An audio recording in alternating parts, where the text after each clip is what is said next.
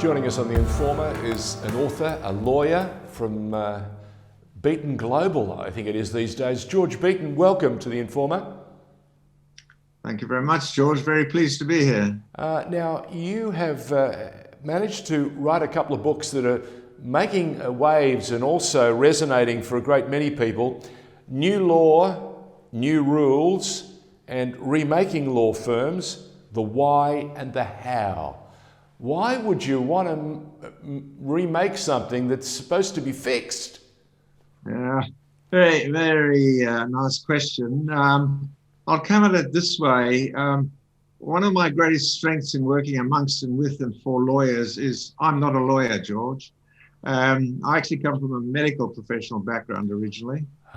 And I met, when I was deciding to leave medicine, academic medicine many years ago, I was giving a talk about why professionals should advertise in a time when it was antithetical to advertise, and in some professions it was illegal to advertise. It was called touting and was heavily frowned on. And out of the audience came an office bearer from the equivalent of the Law Council of Australia and said to me, "Could we have a chat with you? You're a professional and you're telling us we should advertise. We don't understand." And as it would happen, that there'd just been a judgment brought down by the Supreme Court in the United States in a case of Bates versus the state of Arizona, where Bates was an attorney who was struck off for advertising his personal injury services. And he took it all the way to the Supreme Court with his partner, Osteen, and they won on the grounds of the First Amendment, freedom of speech. We should be able to tell clients who are injured that we're available to help them. And that got me really interested, I have to say. And I've spent the last 35 years working, as I say, amongst and for lawyers, researching their clients. And I got to write these two books. The first was New Law, New Rules, because what I foresaw and was connecting dots was there was a new form of legal service provider emerging, which was radically different to the traditional law firm. And my reading, being a business strategist and having taught in business schools for many years, business strategy, was that this newcomer, this new animal, if you like, was at large out there and was progressively going to become predatory on large traditional law firms. And it was before its time. I was accused of scaremongering by the established profession, of course. Yes. Many of them were very courteous, and I was invited to go and speak to the Law Institute of Victoria and the Law Council of Australia and the Law Society of New South Wales and so on and so on. And as people began to listen, I said, look, this is not about lawyers and lawyering. It's about how lawyers deliver their services and the platforms that you have for delivering services, whether it be to consumers or whether it be to businesses or to governments. And there are just simply better ways of delivering the service, faster and cheaper, better quality control. And in time, it will mean maintaining the profitability of private sector law firms, which already the tea leaves were saying is on the decline and threatened as an industry. And again, in industry economics and economics of business strategy, this is entirely predictable. And that book came out of a blog post, George. I wrote a blog post called The Rise on our blog, The Rise and Rise of New Law, we called it. And we made a neologism out of it, a new word, capital N and capital L, and no space in between. So a 6-letter word, New Law. And we coined it to capture the essence of this new business model, which had outside shareholders in law firms, which had a board of governance that was separated from ownership, that used technology to deliver, not just enable legal services, and where the brand of the firm was more important than the brand of the individual lawyer in attracting clients and other things. And there were already examples around the world of this, the most celebrated of which was called Clear Spy in the United States. And there were already little ones starting in Australia. And it caused a storm, this blog post. Within about 5 weeks, I had, I think, 80 replies and comments on the blog post and about 60,000 words. And if you've ever tried to read a 60,000 word meme on a blog post, it's impossible.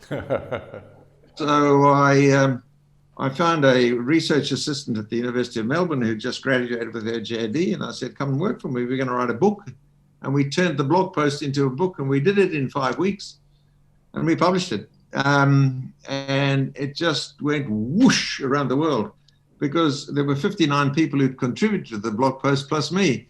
And they were from Spain and Chile and the United States and Canada and Hong Kong, from Germany, England and Wales. It was a remarkable explosion of interest. And there were about a third of them who were saying rubbish. You got it all wrong for these reasons. And there were about 2/3 of them who were saying, you got it all right. Go, man, go. So it was fantastic. Exhilarating experience. We worked like 20 hours a day for 5 weeks to get this out.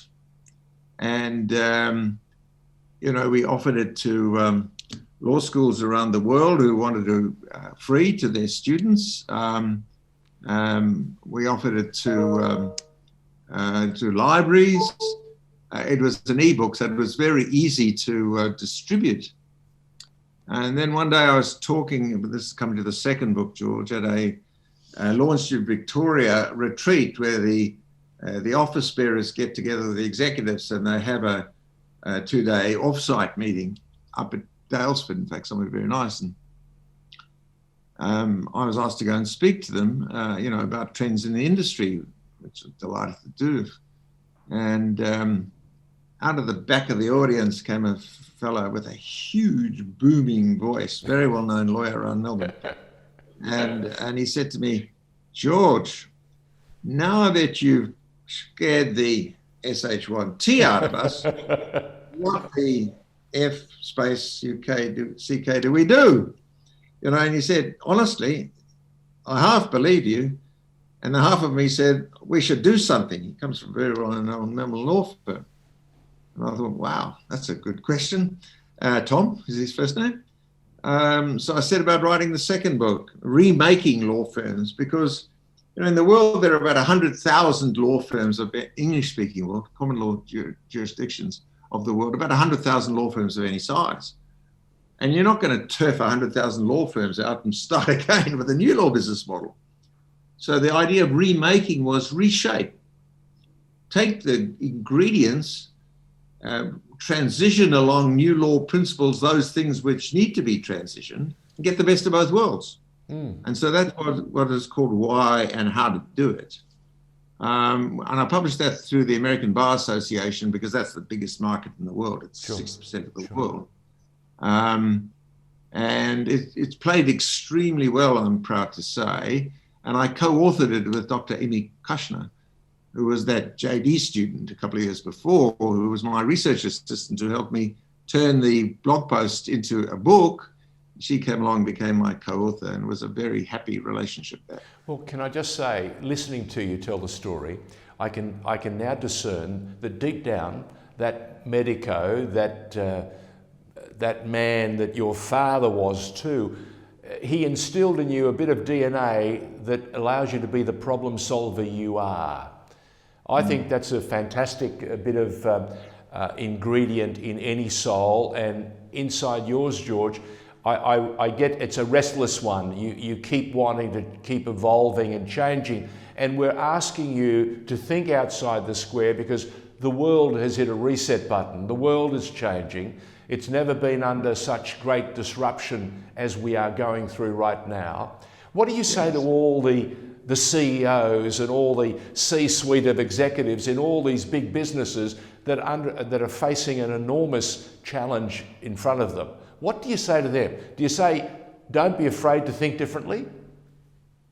I say that, like was said about the GFC, the other side of every crisis, the other side of every coin that's a crisis is an opportunity. And never waste a good crisis. and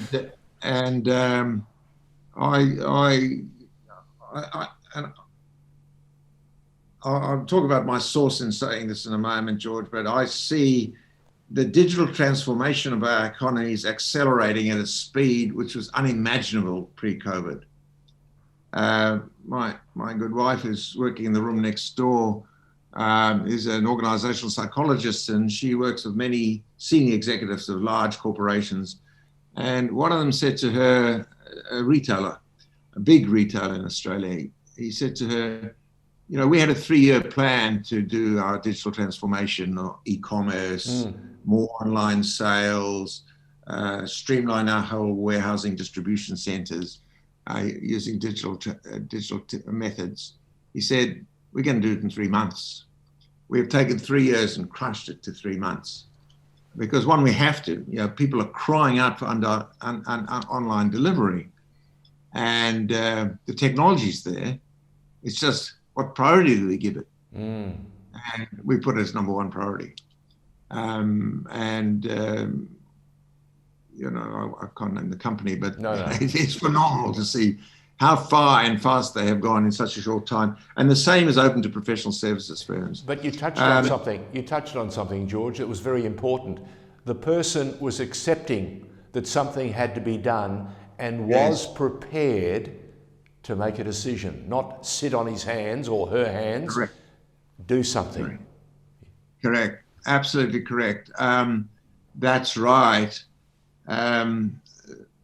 Some of your audience may know the wonderful business cartoonist. His name is Tom Fishburne. And for the last 20 years, every month, he's published a business cartoon. And there was one early in the pandemic, back in April or March even. And I paid my royalty copyright fee, and I use it a lot. And it's a very simple cartoon. Just close your eyes and imagine you're looking in at the 35th level into a boardroom, a large corporation to which you refer. And sitting at the head of the table with his back to the window is the chair of the meeting, and around the table are the members of this executive committee. And out here in the coming towards the window, which is behind the head of the chairman of the meeting, is this massive wrecking ball. Those wrecking balls that they used to bring down buildings? Yep. This massive wrecking ball is coming on the end of a chain, and stenciled on the side of this black wrecking ball is COVID-19. and the bubble that the chairman is saying is, this digital transformation thing, I don't think we should get around to it. There's no urgency. We've got a few years. The ball is coming. Fantastic. And I just love that imagery that this enormous threat to us, in fact, is, and there's devastation, and there's tragedy, and there's poverty, and there's death all around us as a result.